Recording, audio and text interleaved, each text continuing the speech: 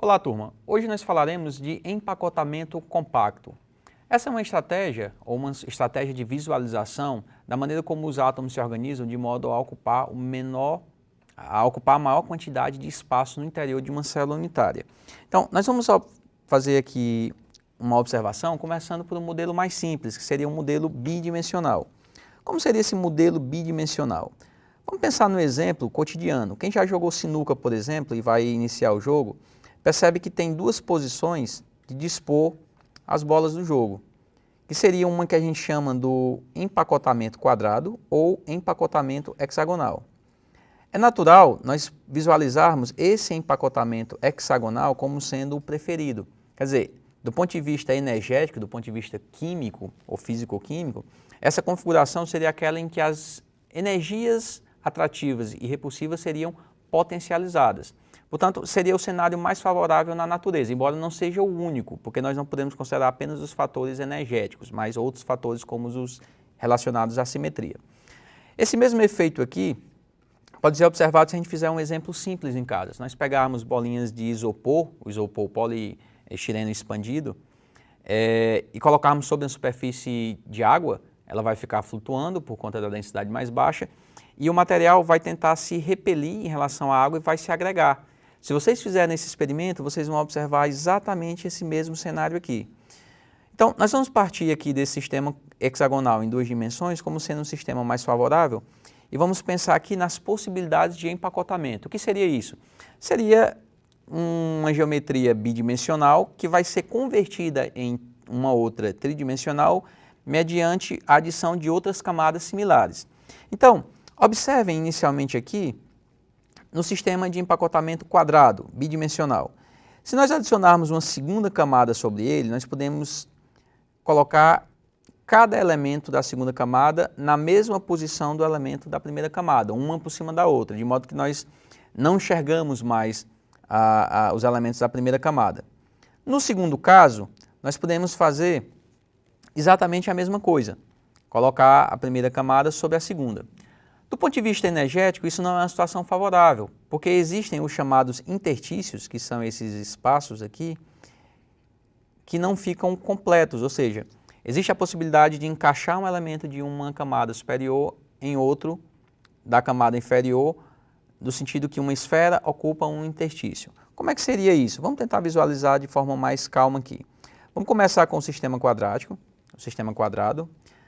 Reparem que a segunda camada, nós podemos chamar essa segunda camada de B e a primeira camada de A, ela é interposta sobre a primeira, a camada B é interposta sobre a camada A, de modo a ocupar os interstícios. Se nós fizermos isso com um sistema hexagonal, bidimensional, nós vamos perceber uma coisa interessante. Alguns interstícios estão ocupados pela esfera da camada superior, mas existem outros que não estão ocupados. E é interessante que isso aqui vai acontecer de forma alternada. Reparem, existe aqui um interstício não ocupado, tem um aqui ocupado, um não ocupado, um ocupado, um não ocupado, um ocupado, e assim por diante. Então, de forma similar, nós temos aqui uma camada A e depois uma camada B. Isso vai facilitar a nossa interpretação. Se nós adicionarmos uma terceira camada, bem, aí o cenário vai mudar um pouco. Nesse caso, nós vamos observar para o sistema quadrático que a terceira camada ela vai ocupar a mesma posição da primeira camada. Então aqui nós teríamos uma disposição do tipo A, B, A.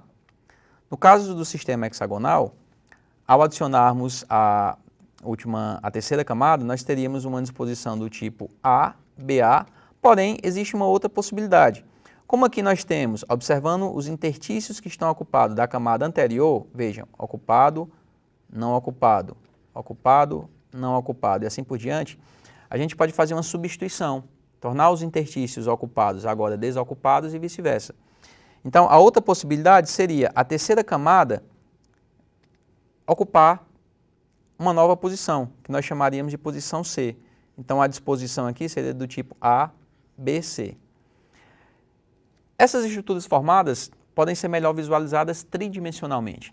Então, colocando de forma resumida, apenas para as possibilidades hexagonais, nós temos aqui o equivalente a uma primeira camada, a sobreposição de uma segunda, e uma terceira sobreposição aqui, gerando uma estrutura do tipo ABA. As cores ajudam a gente a visualizar isso melhor. E aqui do lado direito nós teríamos superposições do tipo ABC. No caso da esquerda, nós temos uma estrutura compacta, uma estrutura que ocupa o máximo de volume no interior de uma célula unitária. Nesse outro caso, nós também temos uma estrutura compacta, porém a geometria dessas espécies vai ser diferente. Por quê? Por conta da organização, da maneira como a organização é feita. Então, como nós podemos observar, as diferentes possibilidades de empacotamento, no caso do sistema cúbico, nos dá uma célula unitária cúbica simples, cúbica de face centrada ou cúbica de corpo centrado. Qual delas ocupa de maneira mais eficiente o espaço da célula unitária? Ou seja, em qual delas o percentual do volume da célula unitária consiste, na maior parte, de um elemento químico? Vai ser justamente a célula do tipo cúbica de face centrada. Se nós observarmos essas imagens aqui da direita e a imagem da esquerda, nós não conseguimos visualizar com facilidade. Mas se nós pudermos girar essas imagens, e eu vou fazer isso apresentando um outro slide aqui à frente, nós vamos conseguir visualizar as camadas do tipo A, B, C. Aqui uma outra camada A, ou um elemento da camada A. Reparem, se nós visualizarmos isso aqui por um outro ângulo, nós vamos conseguir visualizar exatamente uma célula unitária do tipo cúbica de face centrada. Nesse caso aqui, nós sabemos que 74% desse volume aqui é efetivamente ocupado por átomos. Temos um pequeno espaço vazio. Bem, para nós determinarmos, por exemplo, a densidade de um sólido, nós precisamos saber como é que está o empacotamento, se existe mais ou menos espaço vazio, de modo que nós possamos determinar exatamente a massa do interior da célula unitária. Como nós sabemos, varia de elemento químico para elemento químico, de substância para substância.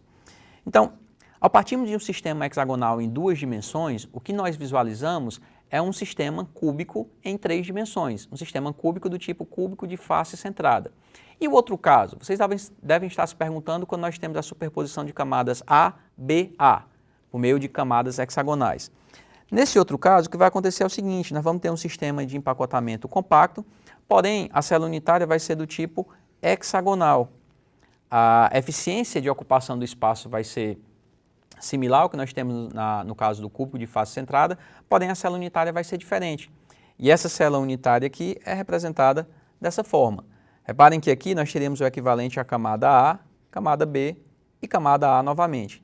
Essas duas camadas aqui, elas são idênticas, separadas por uma outra camada que é a do tipo B. Bem, como é que nós podemos aplicar isso? Vamos tentar trabalhar um exemplo, mostrado aqui nesse slide, onde é fornecido os dados em relação à prata metálica. A prata metálica, ela cristaliza de modo a gerar uma estrutura cúbica compacta. Cúbica compacta, como nós sabemos, equivale a cúbica de face centrada. Nesse problema, é dito que, por meio de medidas experimentais, foi identificada uma célula unitária com valor de 407 picômetros. A pergunta é, qual é o raio da prata? Bem, nós podemos encontrar essa informação se nós observarmos aqui a representação da célula unitária. Nessa representação, nós temos o que é mostrado aqui em diâmetro, correspondendo ao raio, correspondendo à aresta. E quais são as relações que nós conhecemos? Bem, nós sabemos que em um sistema cúbico de face centrada, a aresta vai ser igual a 2 vezes o raio vezes a raiz de 2. Olha,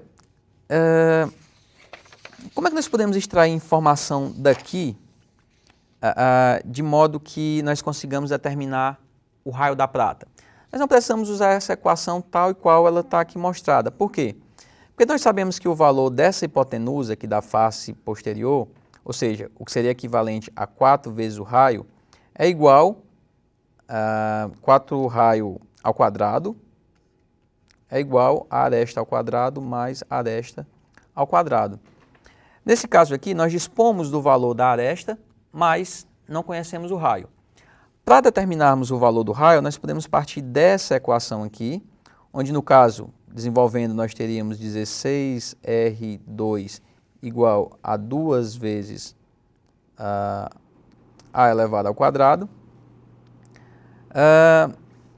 E podemos, portanto, dizer o seguinte, o raio ao quadrado vai ser igual a aresta elevado ao quadrado dividido por 8.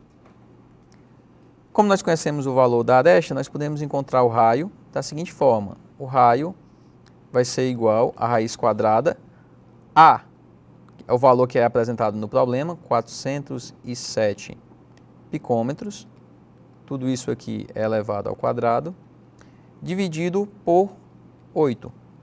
Ao fazermos a resolução, nós encontramos que o raio é igual a 144 picômetros, ou seja, por meio de medidas, por exemplo, de difração de raio-x, nós conseguimos determinar o valor da aresta. Esse é um parâmetro de célula. E através desse parâmetro de célula, nós conseguimos determinar o valor do raio da prata. Mas para isso, nós precisamos saber exatamente como é que a prata se organiza. Nesse caso, ela se organiza de forma compacta e, portanto, tem uma célula unitária do tipo cúbica de face centrada.